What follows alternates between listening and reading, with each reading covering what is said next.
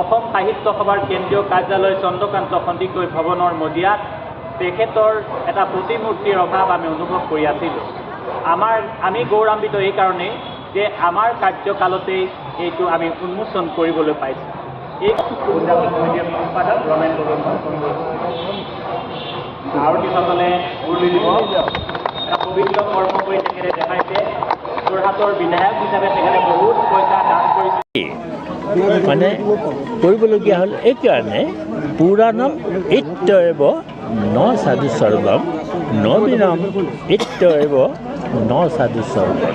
পুৰণি আৰু নতুন এই দুয়োটাৰ সুষম সমন্বয়ত আমি আজি কিছুমান কাৰ্যসূচী লৈছোঁ। আমি অতীতক স্মৰণ কৰিছোঁ আৰু তাৰ বাবে আমি বিশেষভাৱে চন্দ্ৰকান্ত সন্দিকৈৰ নামত এটা গীত আমি প্ৰকাশ কৰিছোঁ।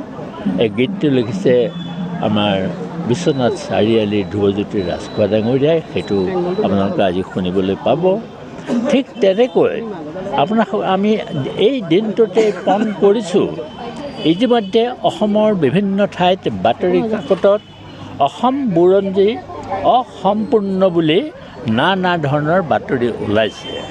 আজিৰ এই দিনটোতে আমি আপোনাসকলক প্ৰতিশ্ৰুতি দিব পাৰোঁ যে বৃহৎ অসমীয়া ইতিহাস কম্প্ৰিহেনচিভ হিষ্ট্ৰী অৱ আছাম এইখন আমি জানুৱাৰী 1 তাৰিখৰ পৰা কাম আৰম্ভ কৰিম। পূৰা 10 মাহৰ ভিতৰত এই কম্প্ৰিহেনচিভ হিষ্ট্ৰী অৱ আছাম এই গ্ৰন্থখন আমি প্ৰকাশ কৰিম। আৰু আজিয়ে আমি এটা ঘোষণা কৰিবলৈ পাই লাভ কৰিছোঁ পৰম আনন্দ। পশ্চিম যোৰহাটত অসম সাহিত্য সভাই এখন তোৰণ স্থায়ী তোৰণ নিৰ্মাণ কৰিব আৰু পূব যোৰহাটতো এখন স্থায়ী তোৰণ অসম সাহিত্য সভাই নিৰ্মাণ কৰিব।